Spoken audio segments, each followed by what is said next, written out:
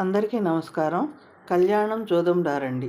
కళ్యాణం ఈ పదంలో ఎంత కమ్మదనం ఉంది.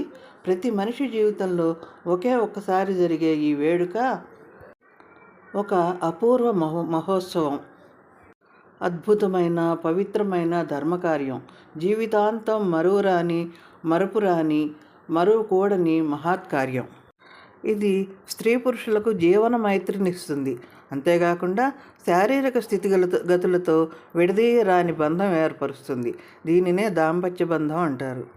సముద్రంలోని ఉప్పుని తోటలోని మామిడిని కలిపి ఆవకాయ పెట్టినట్లుగా అక్కడి అమ్మాయిని ఇక్కడి అబ్బాయిని కలిపి ముడివేసి బంధించి బంధం ఏర్పరిచే అద్వితీయ విధానమే ఈ వివాహం.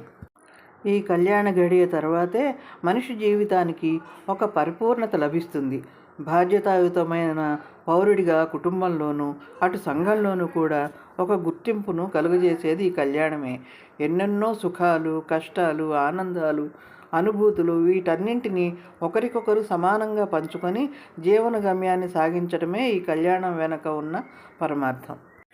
వివాహంలోని పరమార్థాన్ని, చరితార్థాన్ని, విజ్ఞతా ధర్మాన్ని మనకు విశదం చేయటానికే బ్రహ్మ, విష్ణు, మహేశ్వరులకు భార్యలను సృష్టించాల్సి వచ్చింది వేద మహర్షులకు.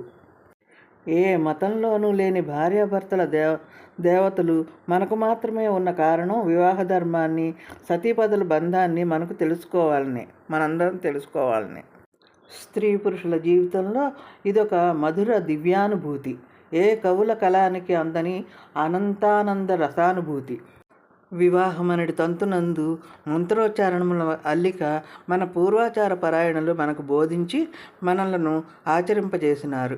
ఈ వివాహాన్ని పెళ్ళి అని, కళ్యాణమని, వివాహము, పరిణయము, పాణిగ్రహణము, పాణిపీడనము, పరిగ్రహము, ఉద్వాహము, ఉపాయము, పెండ్లి అను పేర్లతో విరాజిల్లుతూ ఉన్నది.